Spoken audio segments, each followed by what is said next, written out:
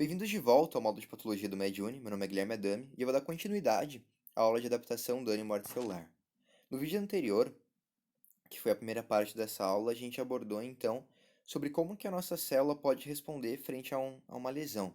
A gente falou sobre como é que funcionam os mecanismos de hipertrofia, hiperplasia, metaplasia e atrofia. A segunda parte da aula que a gente vai aprofundar aqui com vocês é sobre quais são as principais causas de lesão celular e como que são os mecanismos lesivos dessas causas, né? Então, inicialmente falando sobre as principais causas de lesão celular. Quando você pensa em lesão celular, uma coisa que logo vem na cabeça de muita gente é a ausência de oxigênio, é a falta de oxigênio. E aí a gente entra em dois conceitos muito importantes que têm que ser distinguidos, que é o conceito de hipóxia e isquemia. Tem muita gente que acaba utilizando esses dois conceitos como sinônimos, mas eles não são. Então, distinguindo aqui para vocês, o que é hipóxia e o que é isquemia? A hipóxia é um quadro em que o nosso organismo se encontra, em que a célula se encontra, em que o aporte de oxigênio está comprometido. Diminui o suprimento de oxigênio no sangue por alguma razão. Essa razão ela pode ser anemia, uma vez que vai estar reduzido o número de hemácia, e com isso vai diminuir o transporte de oxigênio, né? Ela pode ser causada por uma intoxicação por monóxido de carbono ou dióxido de carbono. A gente pode ter bloqueio da respiração, que gera quadro de hipóxia. Mas enfim, então hipóxia é quando diminui o aporte de oxigênio no sangue. E a isquemia é quando a gente tem então a perda do suprimento sanguíneo para uma determinada região. Então, essa perda pode ser por compressão, ela pode ser por algum trauma, por algum trombo, por alguma hemorragia. Então, o sangue não vai chegar na região. Quando o sangue não chega na região, a gente vai gerar um quadro de hipóxia, uma vez que o oxigênio não chega, só que junto com a ausência do oxigênio, a gente também não vai ter nutriente, não vai ter glicose, não vai ter aporte celular indo para aquela região. Então, a isquemia ela é muito mais ampla do que só um quadro de hipóxia. A partir disso, a gente agora abordar outras causas de lesão celular. Uma causa muito importante que a gente tem é causa por agentes físicos. Entre isso, a gente pode citar traumas mecânicos, por exemplo, onde vai romper a membrana celular, como exemplo, né? Traumas térmicos a altas ou muito baixas temperaturas, alterações da pressão do indivíduo, radiação e choque elétrico também podem acabar gerando lesão celular. Alguns agentes químicos, como drogas ou produtos químicos, podem alterar a composição da membrana plasmática ou acabar alterando a concentração iônica intracelular. Isso gera lesão. Alguns agentes infecciosos, como bactérias, fungos, vírus, por motivos bem óbvios, podem acabar lesando a nossa célula. Reações imunológicas, tanto contra esses micro-organismos, quanto reações autoimunes, podem gerar destruição celular, normalmente mediada por linfócitos ou macrófagos, né? E a gente pode ter também distúrbios genéticos ou desequilíbrios nutricionais gerando lesão celular. Vale ressaltar que desequilíbrios nutricionais é a principal causa de lesão no nosso organismo e ela pode ocorrer tanto no excesso quanto na falta de nutrientes. Então, tanto em obesidade quanto em desnutrição, a gente tem lesão celular. E quais são os mecanismos de lesão celular, propriamente dito, né? E o que eles indicam pra gente? A gente vai abordar aqui quais são os principais mecanismos, mas a gente tem que relembrar que a forma que ele vai se expressar depende muito da célula que ele está atingindo e do metabolismo que essa célula tem. Por exemplo, se você colocar um neurônio em estado de hipóxia, ele vai sofrer uma lesão muito maior do que se colocar um osteoblasto, uma célula do nosso osso, em estado de hipóxia. Então, dependendo da célula, a gente tem um grau de gravidade maior ou menor. E agora adentrando na primeira causa de dano tecidual, na primeira mecanismo de dano tecidual, propriamente dito, né? Que seria o mecanismo da respiração aeróbica. A gente sabe que a hipóxia e a isquemia causam lesão tecidual, causam lesão celular. Mas por quê? Através de qual mecanismo? No nosso organismo a gente tem muitas mitocôndrias, e ali dentro da mitocôndria a gente tem produção de ATP. E esse ATP, ele vai atuar no quê? Ele vai atuar como moeda energética da nossa célula. Então, para transporte de íons, para formação de proteínas, para dobrar proteínas, para qualquer coisa que a gente precisa fazer dentro da nossa célula, a gente vai gastar de forma direta ou indireta o ATP. E para produzir esse ATP dentro da mitocôndria, a gente precisa de oxigênio. Então, qualquer alteração na produção de ATP, seja por hipóxia, seja por isquemia, ou seja por alguma alteração interna celular, por algum mecanismo genético, por exemplo, a gente causa lesão tecidual. sabe-se que uma redução de 5 a 10% de ATP já é suficiente para ter uma lesão crítica, induzindo até mesmo a apoptose, por exemplo, indicando que não precisa ser uma lesão, não precisa ser uma alteração muito abrupta. 5% já é suficiente para de redução de ATP é suficiente para causar lesão celular de forma bem crítica. E como que vai então se dar esse mecanismo? A gente vai ter, por exemplo, uma falha no transporte ativo, em que a gente não vai estar conseguindo jogar o cálcio para fora da nossa célula, e com isso gera um acúmulo de cálcio intracelular.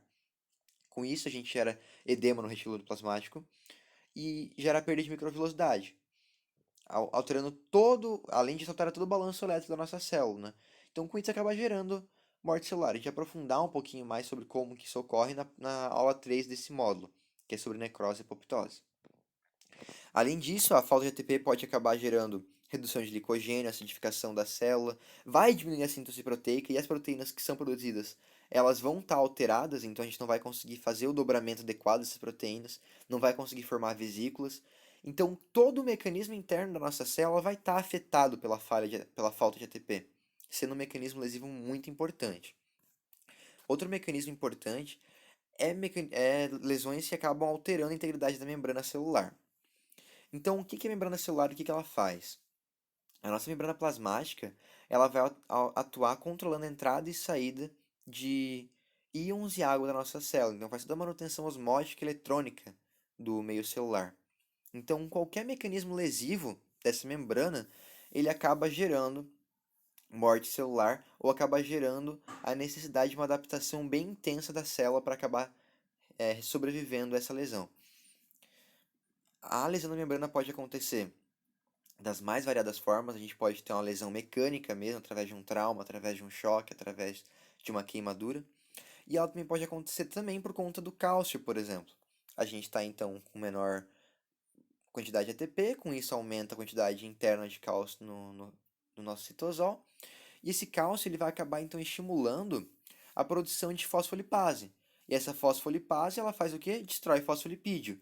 Como o maior componente da nossa membrana celular é fosfolipídio, isso pode acabar destruindo a nossa membrana. Então, as mais variadas formas podem acabar destruindo a membrana. E com a destruição de membrana, a gente consegue entender que ela vai acabar perdendo a capacidade de manutenção osmótica e eletrônica da nossa célula. Aqui a gente adentra mais uma vez na homeostase do cálcio.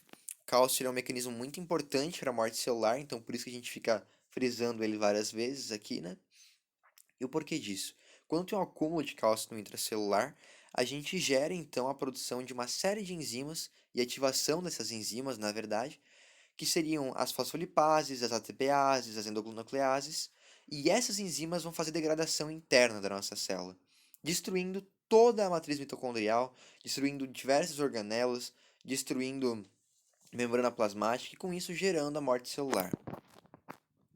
Uma outra forma de mecanismo lesivo é o acúmulo de radicais livres. E o que seriam radicais livres? Radicais livres são moléculas que estão sobrando ou estão faltando elétrons ali nelas.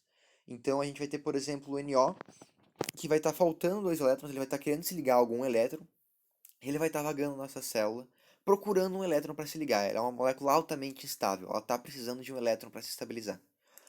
Nisso aí, ela pode acabar nesse percurso encontrando uma proteína, por exemplo. Essa proteína está com dois elétrons ali moscando, dois elétrons sobrando. O NO vai lá e se liga nessa proteína. Pronto, aí já surgiu o dano tecidual, já surgiu o dano celular. O radical livre ele vai se ligando em lipídio, vai se ligando em proteína, vai se ligando em carboidrato, por conta desse elétron sobrando, ou elétron faltando muitas vezes, né?